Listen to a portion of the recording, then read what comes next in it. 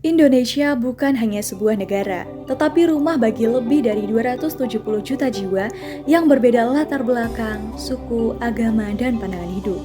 Di tengah keragaman yang luar biasa ini, persatuan Indonesia terutama sila ketiga Pancasila menjadi fondasi yang menyatukan kita. Hal ini menyelami kehidupan sosial masyarakat Indonesia dari akar rumput dimulai dari gotong royong di kampung, sambutan terhadap warga baru, pengelolaan perbedaan pendapat dalam demokrasi, peran generasi muda, hingga sinergi antar lembaga sosial dalam menjaga persatuan. Disajikan dalam bentuk wawancara dan pengamatan lapangan. Dokumenter ini menunjukkan bagaimana persatuan Indonesia bukan sekedar semboyan, tetapi nyata dijalani dalam kehidupan sehari-hari. Fenomena Desa Ngepung dipilih karena mencerminkan keberagaman yang nyata, dengan warga dari berbagai suku dan agama hidup rukun tanpa konflik. Gotong royong lintas latar belakang membuktikan bahwa kebersamaan dapat tumbuh dari kesadaran bersama.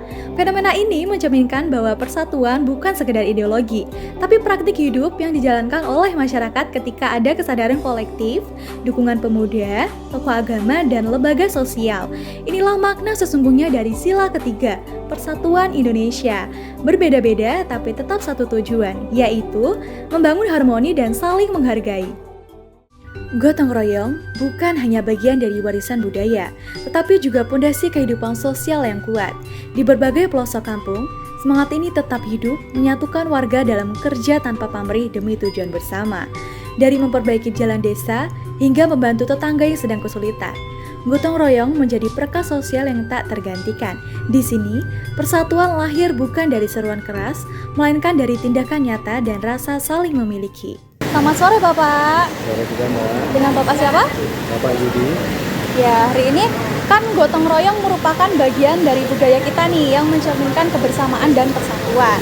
Untuk mengetahui bagaimana hal itu diterapkan di lingkungan sekitar, saya ingin bertanya nih kepada Bapak. Pertanyaan pertama, menurut Bapak, apakah gotong royong dapat memperkuat rasa persatuan antar warga? Benar sekali. Karena dengan gotong royong kita sesama manusia saling berdekatan. Kita bisa tahu satu sama yang lain. Dengan gotong royong kita menciptakan rasa nyaman kekeluargaan. Dengan gotong royong segala sesuatunya yang berat jadi enteng. Semuanya bisa diatasi dengan bersama-sama, dengan kekompakan dan keikhlasan. Oke, makasih banyak nih, Pak. Selamat sore, Ibu. Dengan Ibu siapa, Bu? Nuri. Oh iya, hari ini saya ingin mewawancara Ibu terkait pertanyaan apakah di lingkungan Ibu sering diadakan kegiatan bersama nih, seperti kerja bakti atau arisan warga gitu, Bu? Iya. Untuk biasanya sering atau jarang gitu, Bu? Sering. Oh, berarti biasanya satu kampung gitu ya, Bu? Sudah, Bu. Terima kasih, Bu. Selamat sore Bapak. Selamat sore. Dengan Bapak siapa? Saya Hedi, Mbak. Izin wawancara ya Pak. Apakah ada kegiatan rutin di lingkungan Bapak yang bertujuan untuk mempererat warga? Jika ada bisa diceritakan? Ada, Mbak. Itu arisan bapak-bapak sama kerja bakti yang rutin lingkungan. Itu juga semua juga pada datang Pak jika ada acara seperti itu? Ya, sebagian besar datang. Ya. Terima kasih ya Pak. Saya mau bertanya sesuatu nih. Nah, pertanyaannya itu apa yang Bapak lakukan untuk menjaga persatuan dan kesatuan di lingkungan Bapak di masyarakat? Untuk pertama-tama kita cari akar permasalahan itu apa yang menjadi perdebatan untuk perbedaan satu sama lain. Setelah itu kita kumpulkan bersama, kita rembuk, kita cari titik temunya, solusinya biar nanti kedua belah pihak yang berbeda pendapat itu tidak merugikan satu sama lain, bisa nerima secara legowo entah apapun itu keputusannya.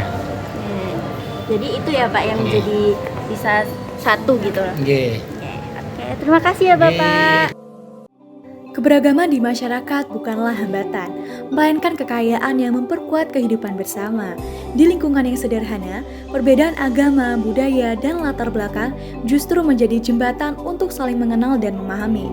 Nilai-nilai Pancasila, ajaran agama, dan budaya lokal membentuk kesadaran kolektif bahwa menerima satu sama lain adalah fondasi menuju kehidupan yang harmonis dan damai.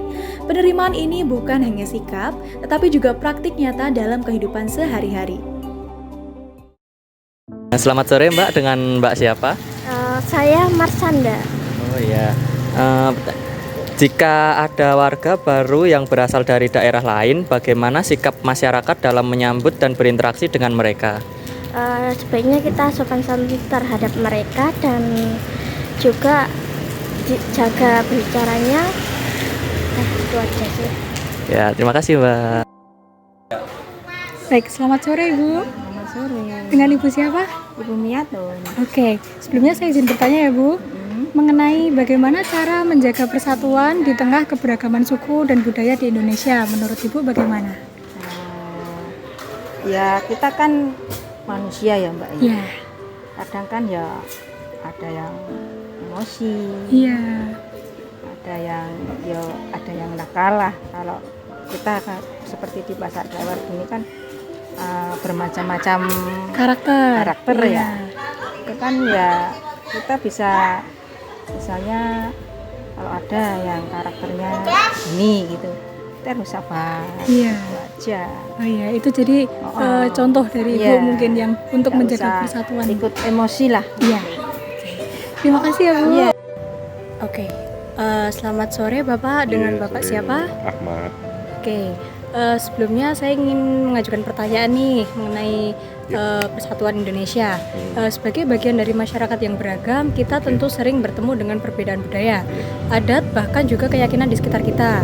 Nah, keberagaman ini kan tentu membawa warna dan juga kekayaan dalam kehidupan sosial. Namun tak jarang juga untuk menimbulkan tantangan seperti kesalahpahaman atau bahkan kurangnya rasa saling menghormati. Oke, menuju ke pertanyaannya, menurut Bapak, bagaimana pandangan Anda mengenai ajaran Islam dalam mendorong masyarakat untuk bersikap adil dan juga terbuka dalam menyikapi keberagaman budaya dan perbedaan keyakinan yang ada di lingkungan sekitar? Oke. Islam punya hukum. Islam itu punya aturan. Aturannya Islam adalah cukup sederhana, la ikraha fiddin, qad tabayyana rusydu minal ghayy. Tidak ada dan tidak boleh kita ini memaksakan orang lain ini untuk menganggap benar apa yang kita percayai. Di situ sebetulnya sudah menjadi dasar bahwa Islam ini datangnya Islam ini bukan menjadi satu perbedaan, tapi datangnya Islam ini menjadi satu warna, Persatuan. bentuk persatuan yang lain. Kemudian secara di dalam Islam sendiri pun juga jelas di situ bahwasanya kita tidak boleh mengolok-olok Tuhan yang lain. Dan di situ terbukti bahwa Islam memiliki aturan-aturan, batasan-batasan yang jelas. Fungsinya adalah menjadi satu cara yang unik untuk membawa satu keharmonisasi antar umat beragama di dalam Islam itu sendiri. Iya. Di dalam Islam itu sendiri. Artinya Islam sudah memiliki satu sistem yang cukup menarik dan cukup apik sebetulnya. Oke. Lalu bagaimana peran nilai-nilai Islam ini dalam membantu masyarakat untuk menerima warga baru dan juga menyikapi perbedaan pendapat agar tetap tercipta persatuan itu? Nah, menarik. Jadi gini, setelah Islam ini datang sebagai agama yang berakhir dan menunjukkan bahwa kebesaran Islam ini dapat diterima orang banyak, artinya adalah Islam ini menjadi satu kebaikan, norma sosial yang sifatnya universal. Dan memang betul di dalam ajaran-ajaran Islam sendiri di situ banyak yang sifatnya sosial, tidak hanya uluhiyah yang sifatnya dengan Tuhan, tapi ubudiyah dengan sesama manusia juga. Nah, urgensinya adalah, kepentingannya adalah kenapa Islam ini sangat-sangat mementingkan nilai sosial daripada bukan sangat mementingkan, tapi juga mementingkan nilai sosial dan tidak atau tanpa menghilangkan nilai ketuhanannya. Di situ adalah karena Islam lahir dari sosial. Islam lahir dari kalangan budak pada saat itu. Islam lahir dari golongan-golongan orang-orang kecil. Maka Islam tumbuh dengan sedemikian rupa, Islam bisa berkembang dengan sedemikian rupa, itu membawa bukti konkret bahwa Islam ini bisa dan mampu menjadi wadah dan bisa menjadi jembatan untuk sesama manusia. Oke, terima kasih atas pertanyaannya, sangat membantu saya sekali nih. Demokrasi memberikan ruang bagi semua suara untuk didengar, termasuk suara yang berbeda. Namun, yang lebih penting adalah bagaimana kita menyikapi perbedaan itu. Apakah menjadi sumber konflik atau kekuatan yang menyatukan? Di berbagai komunitas, masyarakat mulai belajar untuk berbicara dengan santun, mendengar dengan empati, dan mencari titik temu. Mereka menyadari bahwa dalam demokrasi, menjaga hubungan antar sesama lebih bernilai daripada sekedar memenangkan perdebatan. Selamat sore Bapak, dengan Bapak siapa? Dengan Bapak Joko. Bapak Joko. Dalam suasana pemilu atau pilkada, apakah hubungan antara warga tetap terjaga dengan baik, Bapak? Ya biasa tetap baik juga. Yang penting kan kita sama-sama tahu. Kalau pemilu kan cuman aja. Yang penting kan persatuan kan tetap terjaga dengan baik. Ya, terima kasih Bapak. Selamat sore Bapak. Ya, selamat sore. Saya ingin menanyakan sesuatu nih Pak. Ya. Nah, bagaimana cara Bapak mengatasi perbedaan pendapat dalam kegiatan atau acara bersama? Musyawarah untuk mufakat. Paling alasan buatan. J. Biasanya kalau saya hitung suara terbanyak. Hitung suara terbanyak. Iya, Jadi nggak terselesaikan dengan musyawarah tapi hitung dulu. hitung dulu suara terbanyak. Terima kasih Bapak. Generasi muda memiliki peran sentral bukan hanya sebagai penerus, tetapi sebagai penjaga masa depan bangsa. Di tengah perkembangan teknologi dan arus informasi digital, mereka menghadapi tantangan besar sekaligus peluang untuk memperkuat nilai toleransi dan solidaritas. Banyak anak muda kini aktif dalam komunitas, berbicara soal keberagaman, dan terlibat langsung dalam kegiatan sosial yang membangun. Mereka bukan hanya penonton, tapi juga pelaku perubahan menuju masyarakat yang lebih adil dan inklusif. Selamat sore Ibu. Sore. Dengan Ibu siapa? Nita. Izin wawancara ya Bu. Ya. Apa pesan Ibu untuk generasi muda agar tetap menjaga persatuan bangsa? Ya, mengurangi bergerombol. Boleh bergerombol tapi jangan malam-malam. Bergerombol boleh, tapi kalau ada hal-hal positif kayak apa ya, persekutuan kayak belajar gitu enggak apa-apa. Terus punya imajinasi buat bekerja, cari pengalaman pekerjaan gitu boleh-boleh aja. Terima kasih Ibu wawancaranya. Selamat sore Pak, Iya. dengan Bapak siapa? Bapak Muhammadur Wahid. Oke. Wahid. Sebelumnya saya izin bertanya ya Pak. Ya. Bangsa Indonesia itu kan memiliki suku, budaya, sampai bahasa yang beragam. Nah, karena keberagaman yang berbeda-beda itu kan kita juga harus tetap satu. Nah, generasi muda juga punya peran buat persatuan ini. Kalau menurut Bapak, bagaimana peran generasi muda untuk mewujudkan persatuan Indonesia itu Pak? Persatuannya itu kalau sesuai dengan apa itu namanya Bhinneka Tunggal Ika itu. Bhinneka Tunggal Ika. Karena kita mempunyai kepercayaan masing-masing dan saling menghargai. Iya. Oke, jadi perannya untuk generasi muda itu bagaimana? Ya kayak debat event tapi ya nggak memandang itu dari satu agama atau satu budaya. Jadi kayak ada event dari satu gitu Pak. Oh ya, oke. Terima kasih ya Pak. Selamat sore Mbak, dengan Mbak siapa? Selamat sore, aku Lala. Oh, dengan Mbak Lala. Mbak Lala, saya ingin mengajukan pertanyaan-pertanyaan sedikit nih. Nah, seperti yang kita ketahui nih, di tengah masyarakat yang semakin beragam, peran generasi muda dalam menjaga persatuan dan toleransi menjadi sangat penting. Kehadiran mereka dalam kegiatan sosial dan ruang-ruang inklusif bisa membawa dampak positif yang besar. Berkaitan dengan hal tersebut, saya ingin mengajukan beberapa pertanyaan untuk menggali pandangan Mbak lebih lanjut.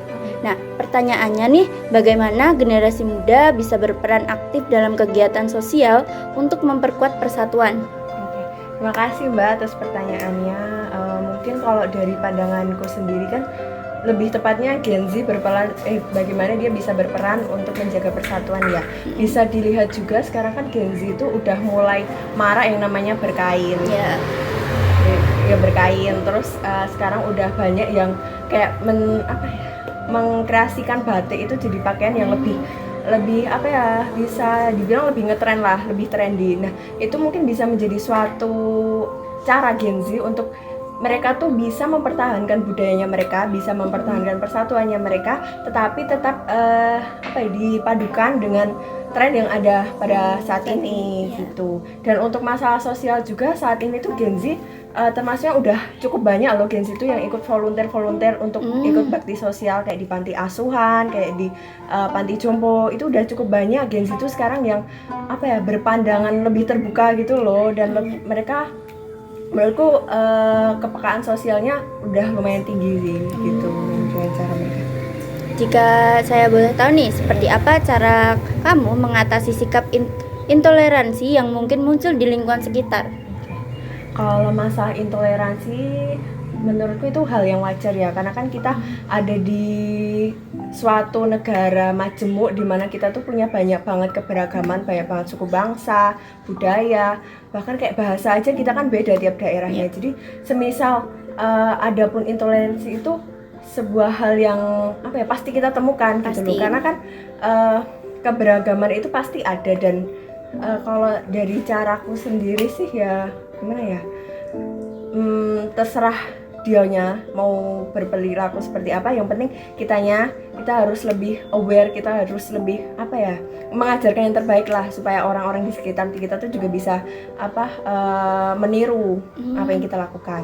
Baik, lalu menurut Mbak, bagaimana cara sederhana yang mungkin bisa Mbak lakukan sehari-hari untuk menunjukkan sikap yang saling menghargai di tengah-tengah perbedaan?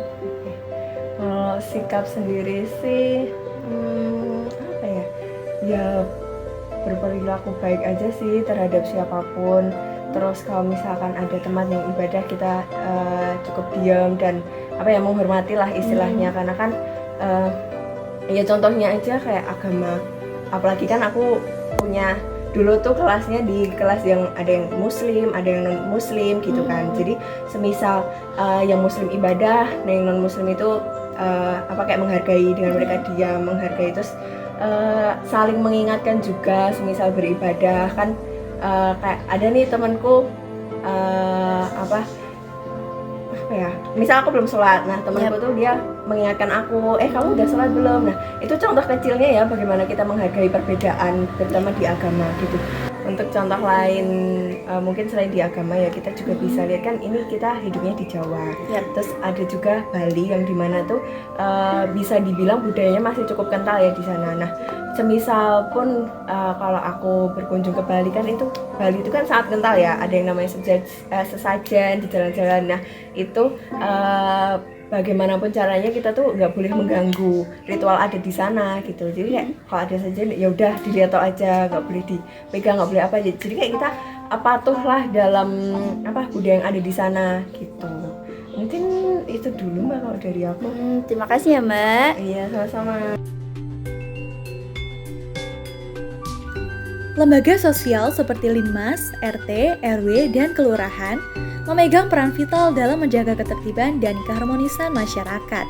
Mereka bukan sekedar struktur birokrasi, tetapi juga jembatan yang menghubungkan warga dengan pemerintah, serta menjadi penengah dalam situasi konflik. Ketika warga baru datang atau masalah muncul di lingkungan, mereka hadir memberikan solusi dan perlindungan. Disinilah negara hadir secara nyata dalam bentuk yang paling dekat dan paling terasa oleh rakyat.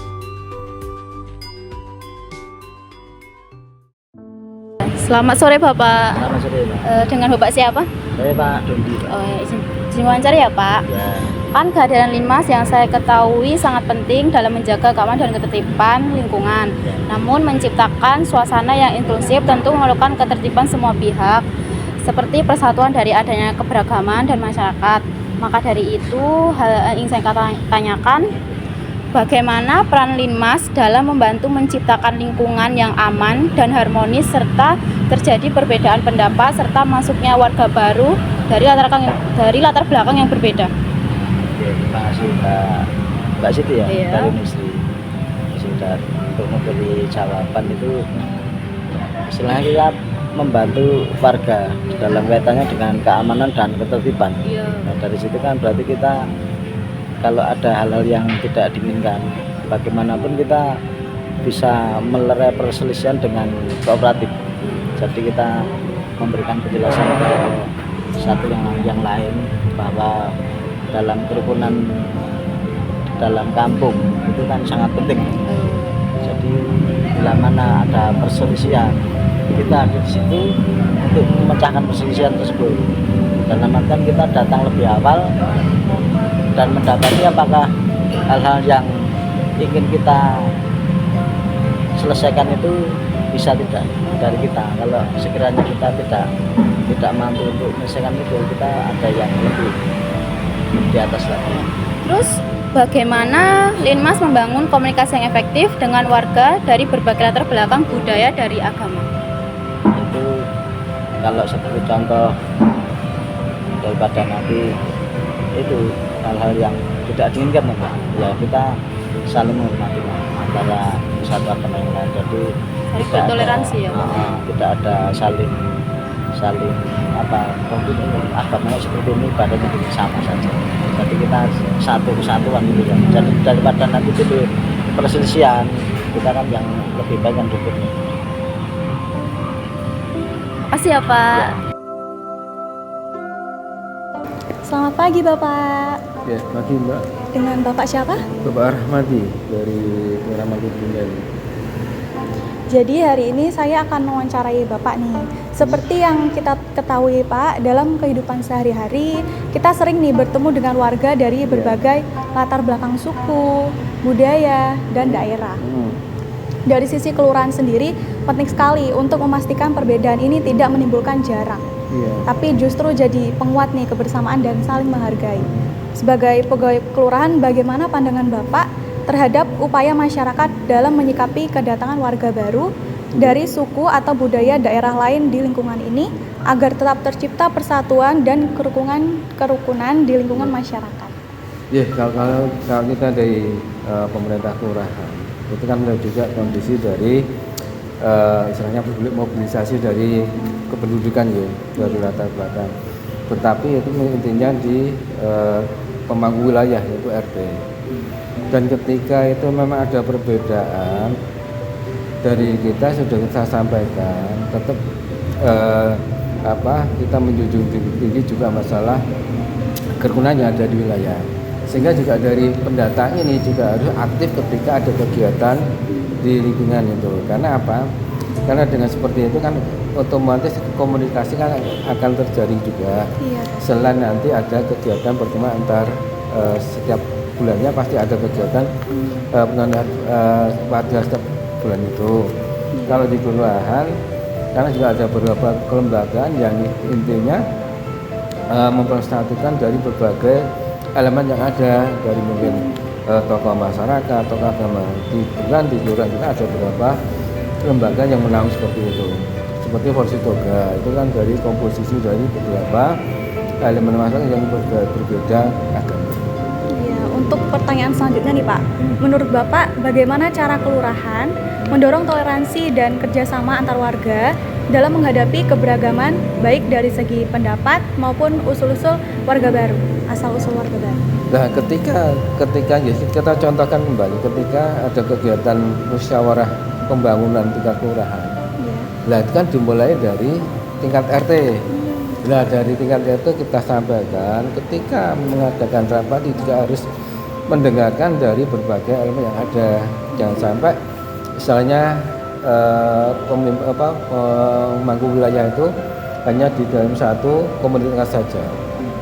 Hanya ketika ada perbedaan itu tetap harus ada yang bisa diselesaikan. Karena apa? Setiap kegiatan tersebut kan untuk dari semua masyarakat diharap memberikan masukan. Tidak hanya penduduk yang asli di situ atau golongan tertentu, tidak. Semua harus aspirasi mereka harus ditampung semua. Gitu. Baik, terima kasih ya Pak atas. Persatuan tidak lahir dalam sekejap, tetapi tumbuh dari semangat gotong royong, saling menghargai, dan kesadaran akan tujuan bersama. Dari berbagai latar belakang, budaya, dan bahasa, kita belajar berjalan berdampingan sebagai satu bangsa. Setiap peran, sekecil apapun, ikut menjaga keutuhan negeri ini. Karena sejatinya, kita dipersatukan bukan hanya oleh tanah yang sama, tetapi oleh tekad untuk hidup bersama dalam damai dan harmoni. Itulah makna sejati dari sila ketiga Pancasila, yaitu Persatuan Indonesia.